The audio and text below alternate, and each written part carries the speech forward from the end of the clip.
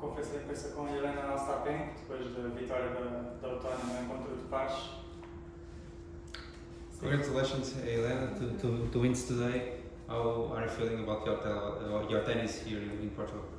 I mean, it's just my first few matches on clay court, so it's not easy, and especially the courts are the way they are. It's not easy to play here because the quality of the courts is not the same what is on WTA. So obviously we have to get used to the conditions because really bad bounces, to be honest. So yeah, I mean, it's not easy, and especially to play Billie Jean King Cup is like to play another tournament completely. Like I feel like last two matches I was not really playing well, but two of them I managed to win, and that what matters. Yeah, but I feel like I was not playing my best at all. Now you got a chance to have a top 10 match against Maria Sakkari. I guess that's at least a good preparation for the clay season that is coming. I mean, we'll see what's gonna happen tomorrow. I'm not sure if I'm gonna play, so If you're gonna play? we will see what happens tomorrow. Tomorrow is a new day, so we'll see. I'm not gonna say anything, but we'll see. Okay. I played already enough matches these last few days. It's because you're feeling physically a bit. I mean, to play Billie Jean King Cup is, I think it's a energy-wise double energy because you play for yourself and also for your country, and you waste a lot of energy on that. Even like playing also pretty much similar like on tour, but after like few days of matches, I feel energy-wise very low energy because I mean it takes like you're supporting, you're sitting by the court. It takes a lot of energy out of you. How about mentally as well? I mean, you had a couple of bad results yesterday. Do you take that sometimes onto the court in your first match the next day? I mean, honestly, like I know that in Billie Jean King Cup, almost anyone can beat anyone because I feel like some players, like even top players, are like the level goes like down so much because there is so much pressure because you are representing your country, not only yourself. So I think we shouldn't like really look at those results because I mean normally if I face those girls at the other tournament, it will be completely different results. Some line calls today, they do seem to occur here and one very crucially on match point. I saw and I heard your reaction, you were convinced it landed on the line. Obviously your opponent less so, but even after the match I saw their whole team were looking at the court still. Are you convinced though that that was in? I mean, I saw that ball, but it's very, how do you say, individual. Every chair umpire sees it a different way because it's clay court, we don't have challenges. I mean, especially of course here there will be no challenges at all. But yeah, I was pretty sure the ball was in. So. Are you in favor of Okai on clay? Because today we had a situation with Medvedev as well in Monte Carlo where the Okai showed a different mark compared to the one that the umpire showed. I honestly think on clay there is no need for Hawkeye because obviously you can see the marks.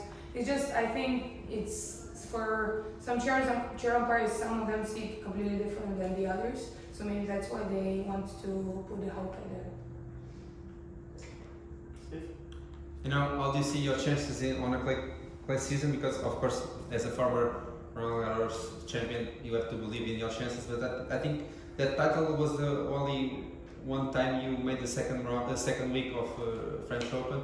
But how do you see your chances? Of course, semi-finals in Rome in the past. How do you see your chances this season? I mean, I can play well, of course, and there's a few tournaments, not too many. I wish there would be more on tour, but yeah, I'm just not gonna put any pressure on myself and just like play and enjoy it. And if I do that, for sure I will have some good results. This year for me, it's when I look at your performances and your form, it's kind of in two parts. I think the beginning of the year, I had a lot of optimism for you, especially going into the Australian Open. I think you were playing really well. The last few weeks, a little bit less so. Is that fair?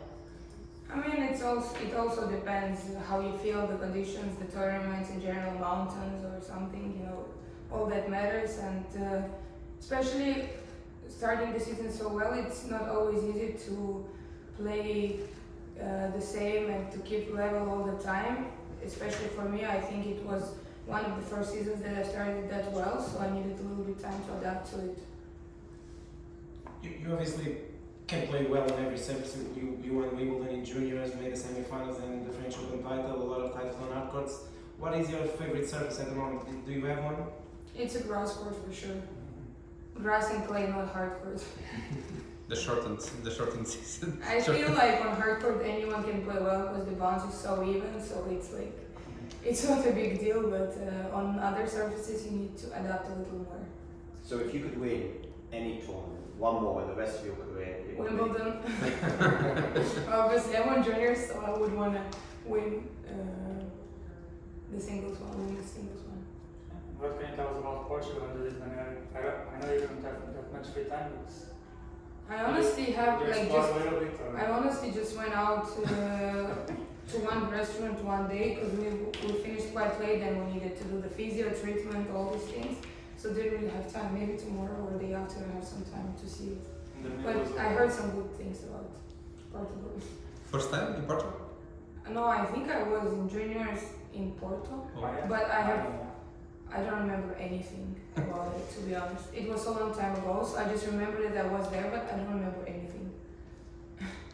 Just on memory, actually. Do you, Last one? yeah. Just on memory. You won the French Open. You've had some incredible results in your career.